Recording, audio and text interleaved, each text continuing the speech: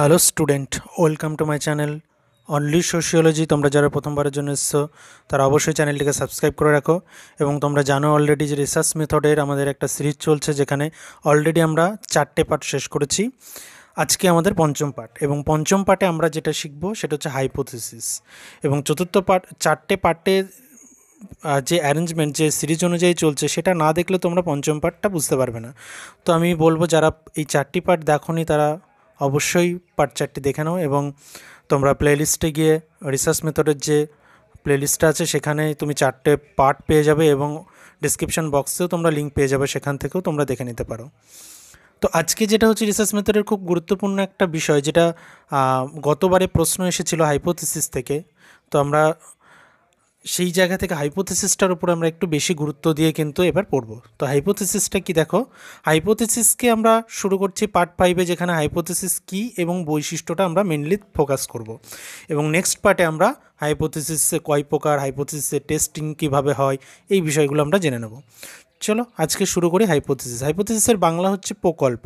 Actually প্রকল্প বাংলাতে আমরা এটাকে প্রকল্প বলি, আর ইংলিশে এটাকে আমরা হাইপোথিসিস বলি। তো গবেষণা করতে গেলে আমাদের প্রকল্পটা আমাদের তৈরি করে নিতে হয়। প্রকল্পটা কি অ্যাকচুয়ালি হচ্ছে গবেষণা, আমরা যে টপিকটা বা যে বিষয়টার উপরে গবেষণা করতে চাই, সামাজিক গবেষণার ক্ষেত্রে খুব গুরুত্বপূর্ণ একটা বিষয় হচ্ছে প্রকল্প রেডি করে না। প্রকল্পটা কেমনভাবে করতে হয়, সিম্পলি আমরা যে বিষয়টা বা যে টপিকটা নিয়ে রিসার্চ করতে চাই, সেই টপিকটার কি ফলাফল হবে সেটা আমরা আগে থেকে কিছু কল্পনা করে নিই। তাহলে হাইপোথিসিসকে আমরা বলতে পারি সেট অফ অ্যাজাম্পশন। তো এই অ্যাজাম্পশনটা কিসের ভিত্তিতে হয় সেগুলো আমরা হাইপোথিসিসের সোর্স যখন পড়ব তখন আমরা দেখব যে আমরা অনুমান করছি বা আমরা একটা কল্পনা করছি, কল্পনাটা আমরা কিসের ওপর ভিত্তি করে করছি। অবশ্যই কিছু ভিত্তি থাকবে, তাই তো? আমরা যখনই কিছু অ্যাজাম্পশন করব, সেই অ্যাজাম্পশনটার কিন্তু অবশ্যই একটা ভিত্তি থাকা উচিত। তো আমরা সেই কোন কোন বিষয়গুলোর ওপর ভিত্তি করে এই অ্যাজাম্পশনটা করছি সেটা আমরা দেখব সোর্সে। ওকে, চলো। তো মেনলি হোয়াট ইজ হাইপোথিসিস যদি আমরা বলি তাহলে কি বলবো, an hypothesis is a specific statement of prediction. It described in concrete rather than concrete terms what you expect will happen in your study.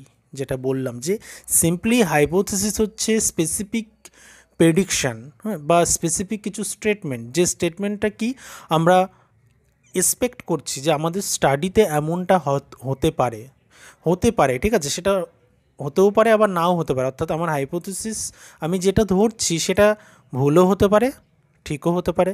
তো সেগুলোও আমরা পরে দেখবো যে ভুল হলে কী করতে হবে, ঠিক হলে কী করতে হবে। ওকে, তো not all studies have hypothesis, sometimes a study is design to be exploratory. এবং এটা তোমরা মাথায় রাখবে, খুব গুরুত্বপূর্ণ, যে প্রত্যেকটা স্টাডিতে কিন্তু হাইপোথিসিস লাগে না। আমরা রিসার্চের যে ভাগগুলো দেখেছি, সেই ভাগের মধ্যে একটা রিসার্চের টাইপস পেয়েছিলাম এক্সপ্লোরেটরি কী পেয়েছিলাম, এক্সপ্লোর করা।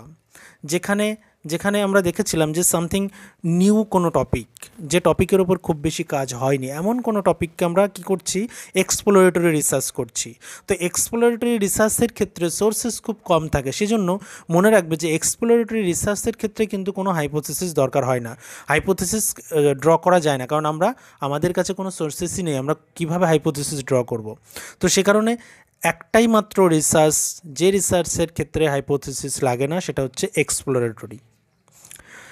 There is no formal hypothesis, and perhaps the purpose of the study is explore some area more thoroughly in order to develop. Okay, মানে সিম্পলি আমরা এই এক্সপ্লোরেটরি করি কি, ডেভেলপ করি। এক্সপ্লোরেটরির মধ্য দিয়ে আমরা যে কোনো একটা স্টাডিকে বা কোনো একটা টপিককে সেই স্টাডির মধ্য দিয়ে আমরা ডেভেলপ করার চেষ্টা করি। ওকে, তাহলে আমরা একটু দেখে নিই যে হাইপোথিসিস বা প্রকল্প বলতে এক কথায় বোঝায় এমন কোনো বিষয় যা কোনো কিছুর অন্তর্গত। সমাজ বিজ্ঞানে প্রকল্প বলতে আমরা বুঝি কোনো সমস্যা সমাধানের বিষয়ে পরীক্ষামূলক বক্তব্য। তাহলে সিম্পলি আমি যে অ্যাজাম্পশানটা করছি, সেই অ্যাজাম্পশানটা তো আমার পরীক্ষামূলক বক্তব্য, তাই না? আমার যে অ্যাজাম্পশান বা আমার যে অনুমান, সেই অনুমানটা করছি, সেই অনুমানটা যদি আমার ভুল হয় তাহলে কিন্তু আমাকে আমার সেই অনুমানটা বাতিল হয়ে যাবে, অর্থাৎ আমার প্রকল্পটা বাতিল হয়ে যাবে। বাতিল হয়ে আমার কিন্তু কিছু নতুন একটা প্রকল্প আসবে। তারপর বলছি জি.এ. লুনবার্গ একজন আমেরিকান সোশিওলজিস্ট, তার অভিমত অনুসারে একটি প্রকল্প অনুমান হলো পরীক্ষামূলক সাধারণীকরণ যার বৈধতাকে সকল ক্ষেত্রে যাচাই করে নেওয়া যায়। তাহলে এটা হলো পরীক্ষামূলক সাধারণীকরণ। আমরা বৈজ্ঞানিক মানে বৈজ্ঞানিক যে নিয়ম, সেই নিয়ম অনুযায়ী পরীক্ষা করে তবেই কিন্তু আমরা সাধারণীকরণ বা যেটাকে আমরা বলি জেনারেলাইজেশন করছি। ওকে, এবং যার বৈধতা সকল ক্ষেত্রে যাচাই করে নেওয়া যায়, যে তার বৈধতাটা কি আছে কিনা সেটাও কিন্তু আমরা যাচাই করে নেব, যেটা বললাম কি পরীক্ষামূলক। আমরা বৈশিষ্ট্যের মধ্যে আরও ভালোভাবে দেখব। গুডে এবং হার্ট বলছেন প্রকল্প বলতে প্রস্তাবকে চিহ্নিত করেছিলেন যার বৈধতা নির্ধারণের জন্য পরীক্ষা করে নেওয়ার প্রয়োজন আছে। বোঝা গেল যে আমি সেট অফ অ্যাজাম্পশান বা আমার যে অনুমান, সেই অনুমানটাকে কিন্তু অবশ্যই পরীক্ষা করে নেওয়ার প্রয়োজন আছে। হাইপোথিসিসটা কিন্তু ভুলও হতে পারে, ঠিকও হতে পারে। ক্যারেক্টারিস্টিক্স কী দেখবো, দেখো প্রথম ক্যারেক্টারিস্টিক্স হচ্ছে ক্লিয়ার। হাইপোথিসিস কী হতে হবে, একদম ক্লিয়ার হতে হবে, খুব পরিষ্কার হতে হবে। পরিষ্কার মিন্স হচ্ছে কোনো রকম যেন অস্পষ্টতা না থাকে, মানে কোনো রকম যেন অস্পষ্টতা না থাকে বক্তব্যের মধ্যে, বক্তব্যটা যেন একদম নিট অ্যান্ড ক্লিয়ার হয়, যাতে ফার্দার গবেষণা করতে বা সেই হাইপোথিসিসটাকে টেস্ট করতে বিশেষ একটা সুবিধা পাওয়া যায়। ওকে, স্পেসিফিসিটি মানে ইট ইজ মানে এই জায়গা থেকে স্পেসিফিসিটি থেকে আমরা বলতে পারি যে এটা খুব স্পেসিফিক হতে হবে, আমাদের খুব স্পেসিফিক হতে হবে। স্পেসিফিক যদি না হয় আমরা কিন্তু অবশ্যই সেটাকে নিয়ে এগোতে পারবো না। তাহলে এটা কিন্তু ইট শুড বি স্পেসিফিক। টেস্টাবিলিটি যেটা বলছিলাম পরীক্ষামূলক, অর্থাৎ টেস্টাবিলিটি কি অবশ্যই একটা মানে একটা হাইপোথিসিসকে আমি যখন আমার রিসার্চের আমরা একটা রিসার্চের ড্র করব, সেই হাইপোথিসিস ড্রয়ের পরে কিন্তু সেটা অবশ্যই টেস্ট করে নেওয়ার প্রয়োজন আছে, কারণ এটা কিন্তু অ্যাজাম্পশান, তাই তো? অ্যাজাম্পশান নিয়ে তো আমাদের কাজ চলবে না, তাই তো? অ্যাজাম্পশানটাকে আমাকে পরীক্ষামূলকভাবে প্রমাণিত করতে হবে যে এই অ্যাজাম্পশানটা ঠিক কিনা।